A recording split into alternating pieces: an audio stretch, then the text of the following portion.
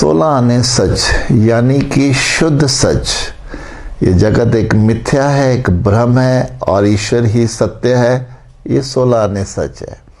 यहाँ कोई किसी का नहीं है। हम जितना भी लोगों की भीड़ में चले जाएं, जितना भी लोगों के आसपास रहे, लेकिन फिर भी हम भीतर अकेले हैं। हमने अकेले ही इस यात्रा को अपनी पूरी करना है। हम आए अकेले हैं, हमने जाना अकेले हैं। ये 16 आने सच है। यहाँ संसार में हम जितना भी भाग लें, जितना भी इकट्ठा कर लें, लेकिन फिर भी हमारी लालसा ख़त्म नहीं होती। जीवन ख़त्म हो जाता है लेकिन लालसा ख़त्म नहीं होती। वैसे ही हम जितना भी इकट्ठा कर लें, मन यहाँ भरता नहीं है। हम भागते ही चले जाते हैं, हम फिर भी थकते नहीं है। ये एक रेगिस्तान की तरह है जिसका कोई अंत नहीं है। जीवन को हम सब कुछ करने के बाद भी अंत में पश्चाताप में चले जाते हैं। ऐसा लगता है कि अभी मुझे और बहुत जीना है, बहुत कुछ करना है, लेकिन हम कभी भी अपने भीतर संतुष्टि नहीं महसूस करते, तृप्ति नहीं महसूस करते और फिर ऐसे ही हम चले जाते हैं। ये भी 16 आने सच है।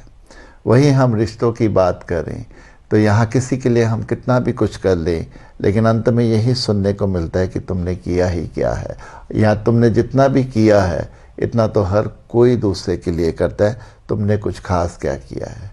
इसीलिए हम कितने भी मोह में पड़ जाएं, किसी के लिए कितना भी प्रेम लेकर चलें, लेकिन जो प्रेम मन से होता है वो फिर फिसल कर कहीं और चला जाता है।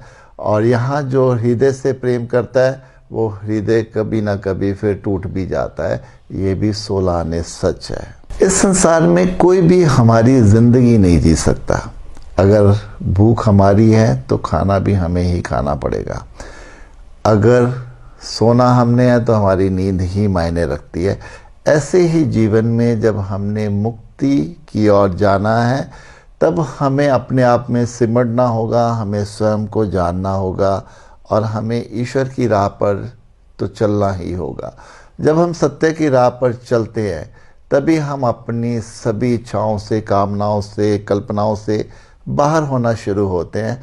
और जब तक हम इस जीवन को समझकर उससे बाहर नहीं आ पाते हैं तब तक हम इसी जीवन के चक्र में घूमते चले जाते हैं। ये 16 आने सच है।